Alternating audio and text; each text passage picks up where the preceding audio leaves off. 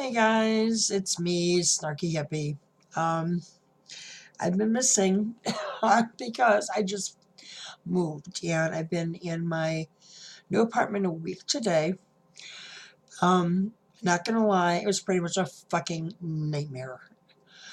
Thank God for my friend slash accomplice slash sister from another Mr.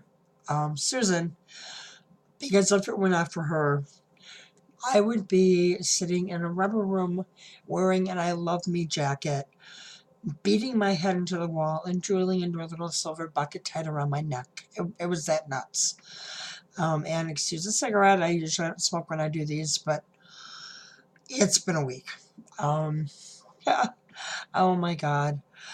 So, you know how you have those friends that you really hope are going to be there for you when you need them, like for things like when you're moving and you ask them to help and come and help pack up some of your stuff, because you've hired movers, so the heavy stuff is taken care of, but you need somebody to help you pack, and they totally blow you off. Yeah, love those friends.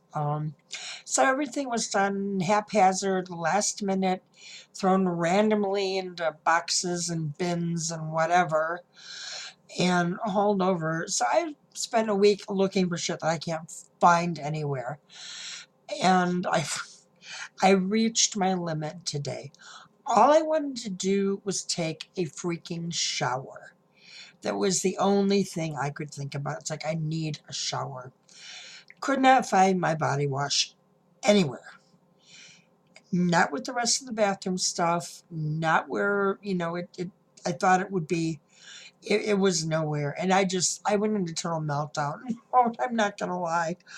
Um, I was going back and forth between screaming in frustration and crying in frustration. It's like I can't find anything. I can't fucking do anything. Oh my God! And you know what? Again, Susan came to my rescue. And she didn't have to, but she did. And oh, woman, thank you so much again, because I think you probably saved my sanity.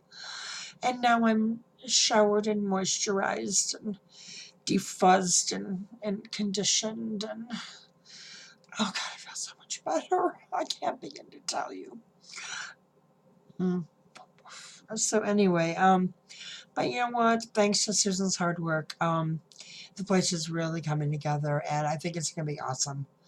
When it's finished, and there will be pictures, and I'll let you guys see what I'm doing. I'm kind of doing themes for every room. My living room is going to be the Route 66 room, because I just had this real nostalgia about Route 66, and one of my bucket lists is to travel it from beginning to end. And it starts like a couple miles from where I live, so. But yeah, I have like a canvas and some Route 66 like signs, and I haven't found a light switch plate that's got Route 66 on it. My bathroom is going to be pretty much the same. It's more of a kind of a tattoo, horror kind of. Yeah, it's all red, black, and white, and I've got the Bloody Footprints bath mats, and I got a light switch cover for in there that says, the hardest thing about a zombie apocalypse is pretending not to be excited, so that's going to be fun. My hallway, I got a little Vincent Van Gogh Starry Night um, light switch plate, because he is my favorite artist. My kitchen is going to be Retro 50s Diner, which is how I started at my old place. But my old place, I didn't have an actual kitchen. I had one of those stupid galley kitchens, and I had no room to do anything in there. But my new kitchen, you guys, it's huge and it's amazing, and I freaking love it. And I've got diner signs to go up in there, and I've got all the little diner things for my table, like the little like Coca-Cola toothpick holder and Coca-Cola napkin dispenser and Coca-Cola salt and pepper shakers, and yeah, it's cool. I even ordered a CD player that looks like a jukebox to go in there. So that'll be fun. And then the bedroom, my old place, I had a TV show Once Upon a Time. Huge fan of that show. So I had a whole Once Upon a Time theme, and for those who've seen it, you know it takes place in a town called Storybrooke.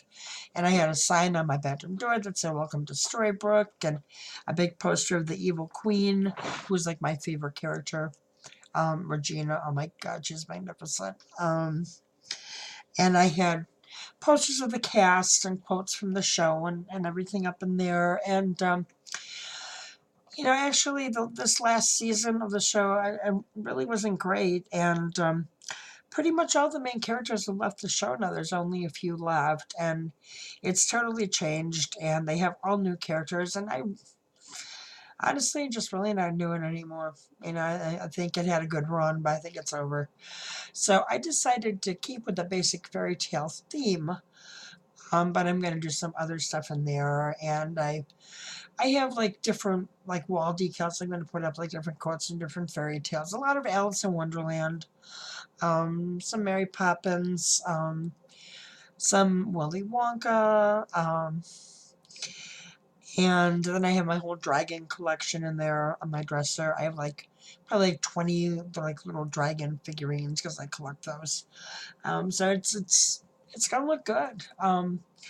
Once you get all this together, I think it's gonna be good. And I am infinitely happier here than I was at the old place, which is a good thing. I'm loving it here. It's really nice. So I'm happy. At the end of the day, I'm happy. I just I don't do change real well, and I'm kind of a control freak. So no, I'm not kind of. I'm a total control freak. So I like to know where everything is. And I like to try to control everything that's going on around me, and I still haven't figured out like that I can't. So I just keep trying. And they say the definition of insanity is doing the same thing over and over again, expecting different results. And if that's true, I am clearly batshit crazy, which is fine. I've learned to live with it. It's part of my charm. So anyway, having said all that, excuse me. It's something I've been wanting to talk about, and it's one of my pet peeves. I cannot deal with stupidity in any form. I cannot deal with stupid people. Um, and it's kind of like, um, you know, drunk people don't always know that they're drunk, and stupid people definitely do not know that they're stupid, but they foist their stupidity on the rest of the world. And I got some good examples for you guys of just really profoundly stupid people that I've met. Um, okay, we'll start off with who shall I start off with? Because there's so many good ones. Okay, I used to have these two women that would come in and do housework, for me and clean and whatnot. And they were identical twins. Two of the stupidest people I've ever met in my life, honest to God. And my theory is that when they were in the womb, they had one brain and it split between the two of them. So they're both operating on half voltage. And I'm serious, man. These women, it's like the wheels turning, but the hamster's dead. There is nothing going on up there. And one day they were, cleaning and picking up stuff. And I have type 2 diabetes. So I have to do the testing, every day. I have to prick my finger and do all that. So they were cleaning visual aid here. Okay, see this little thing right here. Oh, wait a minute, where am I at here? There we go. Okay, this is called a lancet. And this goes in the little thing you prick your finger with to get the blood sample. Okay, now all it is It's like a little teeny tiny needle. I don't know where I am here. Okay, there we go. And it looks bigger than it is holding it up like this. It's really very tiny. Okay. And one of them was laying. It was not even used. Okay, but the little cover thing was off of it. So this mental giant, okay, picks it up and she like sticks herself a little bit, but didn't even draw blood. Okay, just like a little tiny little like prick in her finger. Right? She freaks the fuck out. It's like, oh my god, do I need to go to the emergency room? Oh my god, am I going to get diabetes? Yeah, really. Um, and you know what? I really wanted to say, no, but you might get AIDS. Just to see what she'd do, but I you know, I didn't want to be that mean because, I know it's not her fault. She's that fucking stupid, but oh my god. Oh, the opportunity was there, and it was so hard to not do it. I'll be honest. But anyways, I calmed her down and assured her it's like, no, you're not going to get diabetes. It wasn't even used. You're going to be fine. But oh my god, really? Am I going to get diabetes? It's like, yeah, okay. Okay. That's great, yeah. All right. Yeah, and stick around, you might catch like alcoholism and homosexuality and depression and OCD and yeah, yeah. I mean, hang around because I got lots of. I won the disorder lottery, honey. I can give you anything you want. So anyway, there was her. Okay, but this is next one is the highlight. Okay, I had this one friend who I no longer hang out with because he just kept getting stupider all the time, and he was starting also to get really like obsessive and creepy, and it's like, you know what, I can't do this anymore. Um, but he was over one day, and he was helping me out with some stuff, and I'd had this delivery, and I had this case of bottled water, okay, 24 bottles of water, sitting outside of my door. So I asked him if he'd bring it in for me. Right. So he goes out and gets it and he picks it up and I already said to him, okay, there's a case of bottled water. Can you go get it for me, please? He goes there and he picks it up and he says, oh, this is heavy. What's in it? Bottled water. Yeah, okay. Okay, just put it on the table right there. Thanks.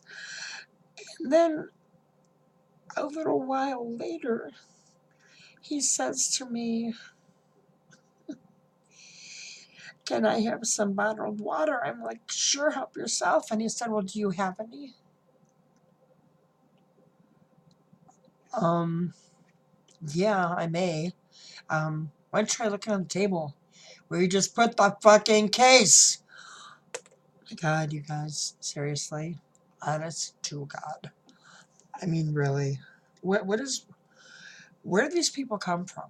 I mean, really, where do they come from? Um, you know, and there are just there are so many more. I mean, there are so many more stories I could tell you. Just unbelievably ridiculous. Oh my gosh. And I have this theory that I'm in the Chicago area, and I have this theory that here in the Chicago area we have the stupidest criminals in the entire United States. And I'm constantly reading news stories about these idiots, and this is my favorite one. Okay, maybe a month and a half ago or so, we had a rash of bank robberies in the suburbs, in the suburban area. And there were two different guys doing them. And this one just kills me. Okay, so one guy robbed a bank in one of the western suburbs. Okay, and they caught him on the video camera, but they knew who he was, but they hadn't found him yet. Okay, so basically he got away with it, for now. And he got all of $1,600. Big score, way to go, guy. Yeah, that's awesome. So anyway, the, this Einstein, okay, comes back to the scene of the freaking crime. Okay, he comes back in the area and he goes to this gas station that's a block away from the bank that he robbed.